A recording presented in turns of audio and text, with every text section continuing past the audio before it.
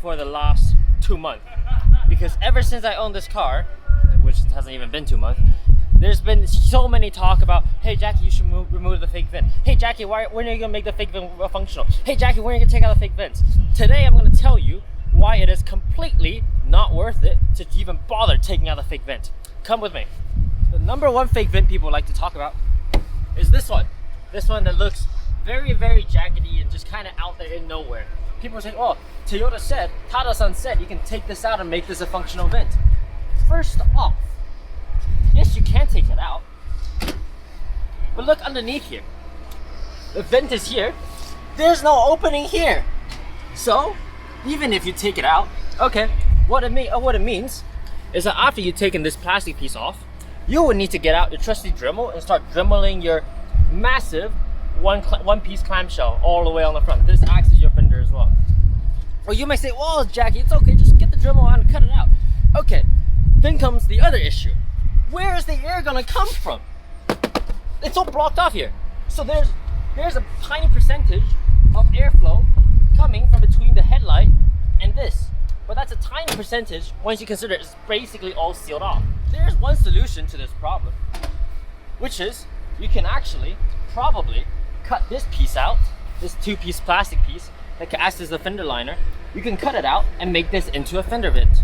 And you may say, yeah, Jackie, why don't you do that? Well, we thought about that too. But then we realized, think about it.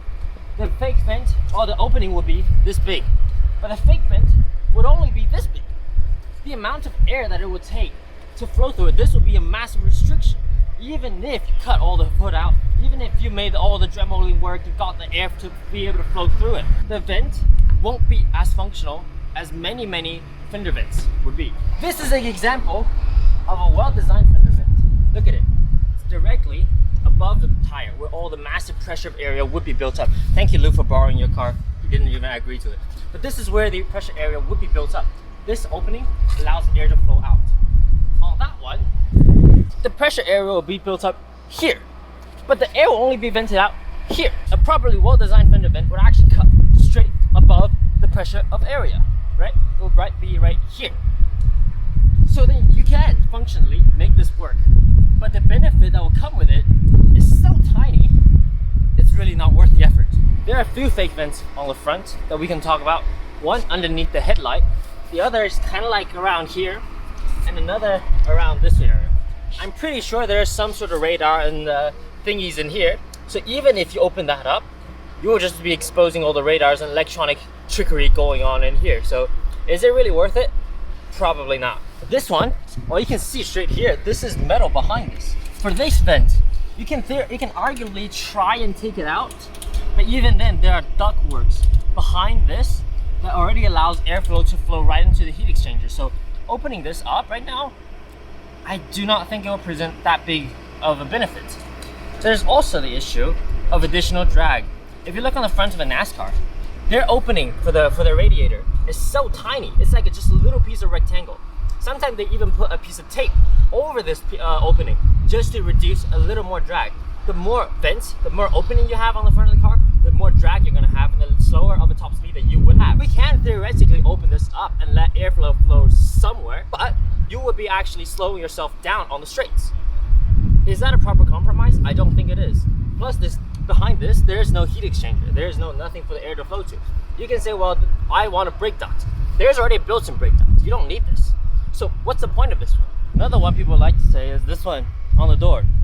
I completely understand why they did it, because this line actually follows into the swooping curvature of the rear quarter panel. Artistic style is not my thing, so we won't talk about that. But can you make it functional? With a lot of work, because this goes into the actual door. And there's no opening here for the air to flow through.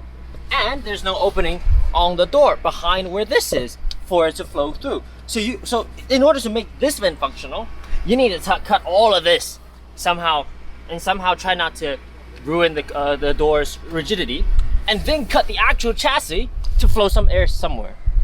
Is it worth it? Absolutely not. That's drift chassis at that point. There's one last vent that people talk about, which is this one. It is so small and tiny, but this is probably the only vent that might be somewhat useful. You can vent some of the pressure out from behind the rear axle, but again, it's a very negligible difference, and you would need to cut through most of what's in here, and the fender liner is just built a little duct to extract some amount of air.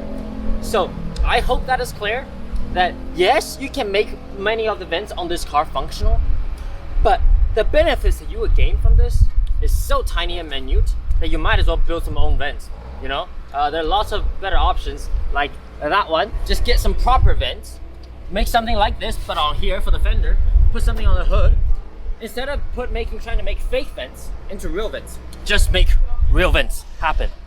That's the video. Thank you all very much for watching.